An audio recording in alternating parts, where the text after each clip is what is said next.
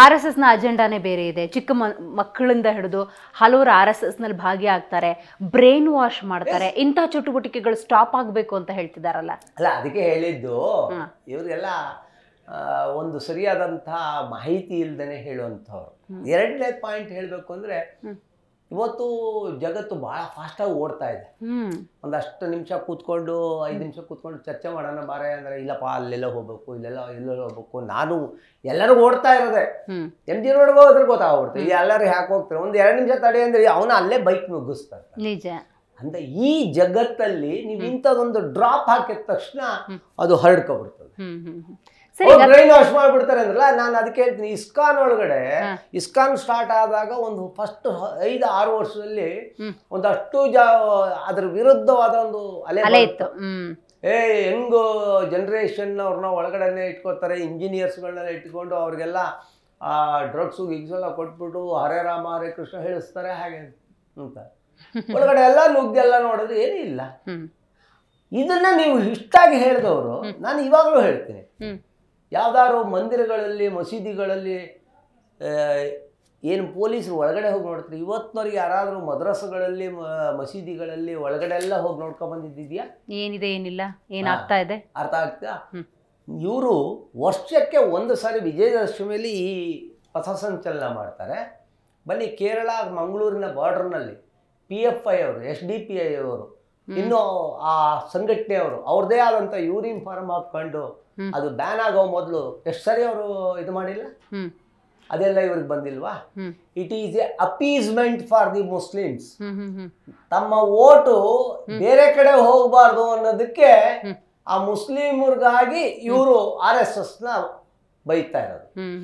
ಎರಡನೇದು ಹೇಳ್ತೀನಿ ನಿಮಗೆ, ನಾನು ಯಾಕಂದ್ರೆ ಪರ್ಸನಲ್ ಆಗಿ ನೋಡಿದ್ದೀನಿ. ಮಂಗಳೂರಿನಲ್ಲಿ ಒಂದು ಈ ಕಡೆ ಮತದವ್ರಿಗೂ ಕೊಲೆ ಆದರೆ ಈ ಕಡೆ ಇನ್ನೊಂದಾಗೋದು, ಹಿಂದೂದೊಂದಾದರೆ ಮುಸ್ಲಿಮ್ದೊಂದಾಗೋದು. ಹಾಗೆ ಆಗಿ ಕೊನೆಗೆ ಲಾಸ್ಟಿಗೆ ಒಂದು ಮುಸ್ಲಿಮ್ದು ಕೊಲೆ ಆಗುತ್ತೆ. ಮುಸ್ಲಿಮ್ರೆಲ್ಲರೂ ಅಲ್ಲಿಯ ಜನಾಂಗದವರು ಎದ್ದು ನಿಲ್ತಾರೆ.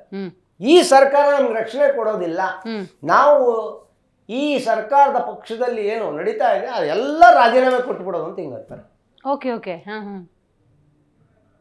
ಟಕ್ಕಂತ ಇಲ್ಲಿಂದ ದಿನೇಶ್ ಗುಂಡ್ರಾವ್ ಓಡ ಹೋಗ್ತಾರೆ. ಅವ್ರಿಗೆ ಬಹಳ ಬಾಂಧವ್ಯ, ಅವರೆಲ್ಲ ಬಹಳ ಇದು ಹೋಗಿ, ಇಲ್ಲ ರೀ ನೀವು ಏನ್ ಬೇಕಾದ್ರೆ ಹೇಳಿ, ನಾವೆಲ್ಲ ನಿಮ್ಗೆ ಎಲ್ಲ ರೀತಿಯ ಇದು ಕೊಡಿ. ಹಾಗಾದ್ರೆ ಒಂದು ಕೆಲಸ ಮಾಡಿ, ನಾವೆಲ್ಲ ಲಿಸ್ಟ್ ಕೊಡ್ತೀವಿ ಹಿಂದೂಗಳದು, ಅವ್ರ ಮೇಲೆಲ್ಲ FIR ಹಾಕ್ಸಿ ಅಂತ. ಅಂದ್ರೆ ಟು ಅಪೀಸ್ ದೋಸ್ ಪರ್ಸನ್ಸ್ ಯಾವ ಮಟ್ಟಕ್ಕಾದ್ರೂ ಇಳಿತಾರೆ. ಛಲವಾದಿ ನಾರಾಯಣ ಸ್ವಾಮಿ ಅವರು ಇದನ್ನು ಉಲ್ಲೇಖ ಮಾಡಿದ್ರು ಜಿ ಕನ್ನಡ ನ್ಯೂಸ್ ಜೊತೆಗೆ ಮಾತಾಡೋ ಸಂದರ್ಭದಲ್ಲಿ. ಈ ಕರ್ನಾಟಕ ಕಾಂಗ್ರೆಸ್ಗೆ ಅಥವಾ ಕಾಂಗ್ರೆಸ್ಗೆ ಮುಸ್ಲಿಮರನ್ನ, ಆ ಬಾಂಧವರನ್ನ ಎದುರು ಹಾಕೊಳ್ಳುವಂಥ ದಮ್ಮು, ತಾಕತ್ತು, ಧೈರ್ಯ ಅನ್ನೋದಿಲ್ಲ. ಹಾಗಾಗಿ RSS ಭುಜದ ಮೇಲೆ ಬಂದೂಕನ್ನ ಇಟ್ಟು ಶೂಟ್ ಮಾಡ್ತಿರೋದು ಅದೇ ಮುಸ್ಲಿಂ ಬಾಂಧವರು ಅಂತ ಕಳಿಸ್ಕೊಳ್ಳುವಂಥ ಮುಸ್ಲಿಮರಿಗೆ. ಇದು ಪಾಪ ಅವ್ರಿಗೆ ಅರ್ಥ ಆಗ್ತಿಲ್ಲ, ಕೆಲವ್ರಿಗೆ ಅರ್ಥ ಆಗಿದೆ ಅಂತಾರೆ. ಹೌದಾ? ಆ ಪ್ರಯತ್ನಗಳಾಗ್ತಿದೆಯಾ? 100% ಇದ್ರೂ ಇರ್ಬೋದು. ಯಾಕೆ ಇದನ್ನು ಹೇಳ್ತೀನಿ ಅಂದರೆ, ಒಂದು ಹಿಂದಿನ ಒಂದು 20-25 ವರ್ಷದವರೆಗೆ ಮುಸ್ಲಿಂ ಲೀಗ್ ಅಂತ ಹೇಳೋದು ಒಂದು ಇಂಡಿಯಾದಲ್ಲಿ ಒಂದು ಬಿಟ್ರೆ ಇನ್ನು ಯಾವ ಮುಸ್ಲಿಂ ಸಂಘಟನೆನೂ ಇರಲಿಲ್ಲ. ಹೌದಾ? ಅದರಲ್ಲಿ ಕಾಲಾನಂತರದಲ್ಲಿ ಪರಿವರ್ತನೆ ಜಗದ ನಿಯಮ ಅಂತ ಹೇಳಂಗೆ ಅವರು ಸ್ವಲ್ಪ ಬುದ್ಧಿ ಬೆಳೆದು ಎಲ್ಲ ಆಗಿ ಅವರು ಯೋಚನೆ ಮಾಡೋಕ್ಕೆ ಸುಮ್ಮನೆ, ಈ ಕಾಂಗ್ರೆಸ್ನವರು ನಮ್ಮನ್ನು ಮುಸ್ಲಿಂ ಮತ ಇಟ್ಕೊಂಡು ಅವರು ದರ್ಬಾರ್ ಮಾಡಿದ್ರು, ನಮ್ಮನ್ನೇನು ಎತ್ತು ತರಲಿಲ್ಲ. ಇವರು ಅಪೀಸ್ಮೆಂಟ್ ಭಾಳ ಆಗೋಯ್ತು. Better to separate from them, ನಾವೇ ಬೇರೆ ಆಗೋಣ. ಅವಾಗಲೇ SDPI, PFI, MIM, ನಮ್ಮ OIC ಇವರೆಲ್ಲ ಅಲ್ಲಲ್ಲೇ ಆಯಾ ಕ್ಷೇತ್ರದಲ್ಲಿ ಮೇಲೆ ಗೊತ್ತಾಯ್ತು. ಆವಾಗ ಇವರಿಗೆ ಡವ ಅನ್ನಕ್ಕೆ ಶುರು ಆಯ್ತು. ಅದೇ ನಮ್ದೊಂದು 60% ಓಟು ಅವರೆಲ್ಲ ಸೇರ್ಕೊಂಡು ಅವ್ರೊಂದು 30% ಹೊರಗಡೆ ಹೊರಟಾಗ್ಬಿಟ್ರೆ ಇವ್ರೆಲ್ಲಿಗೆ ಹೋಗ್ತೀರಿ? ಅಲ್ಪ ಮತಕ್ಕೆ ಬರ್ತೀರಿ. ಅದಕ್ಕೆ ಸ್ವಾಮಿ ನೀವೇನು ಹೇಳಿದ್ರು ಇದು ಮಾಡ್ತೀವಿ. ಅದಕ್ಕೆ ಛಲವಾದಿ ನಾರಾಯಣ ಸ್ವಾಮಿ ಬಹಳ ಅದನ್ನು ಒಂಥರ ಉಲ್ಟಾ ಲೆವೆಲ್ ಅಲ್ಲಿ RSS ಅವರ ಹೆಗಲ ಮೇಲೆ ಬಂದೂಕನ್ನಿಟ್ಟು ಕಾಂಗ್ರೆಸ್ ಅವ್ರು ಗುಂಡೊಡೆದವು.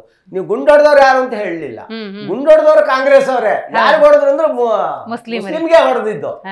ಅದನ್ನ ಅರ್ಥ ಮಾಡ್ಕೋಬೇಕು. ಅದಾದ ಮೇಲೆ ಮಂಗಳೂರಿನ ಇನ್ಸಿಡೆಂಟ್ ಆದ್ಮೇಲೆ ಹಿಂದೂಗಳ ಮನೆಗೆ ಪೊಲೀಸರು ರಾತ್ರಿ 10 ಗಂಟೆ 12 ಗಂಟೆಯಲ್ಲಿ ಹೋಗಿ ಬಾಗಿಲು ತಟ್ಟಿದ್ರು. ಯಾಕೆಂದ್ರೆ ಟು ಅಪೀಸ್ ದಿಸ್ ಮುಸ್ಲಿಂ ಕಮ್ಯುನಿಟಿ. ಕಾರಣ ಇಲ್ಲ, ಕತೆ ಇಲ್ಲ, ಏನಿಲ್ಲ.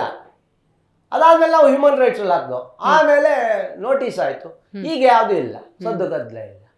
ಅದರಿಂದ ಈ PFI ಸಂಘಟನೆಗಳು ಇವು ಅವ್ರುಗಳೆಲ್ಲ ಇದು ಮಾಡ್ತಾರಲ್ರಿ.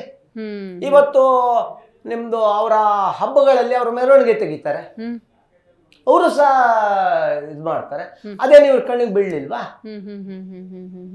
ನೀವು ಅಪೀಸ್ ಮಾಡೋದಕ್ಕೆ ಅದಕ್ಕೊಂದು ಇತಿಮಿತಿ ಇರಲಿ.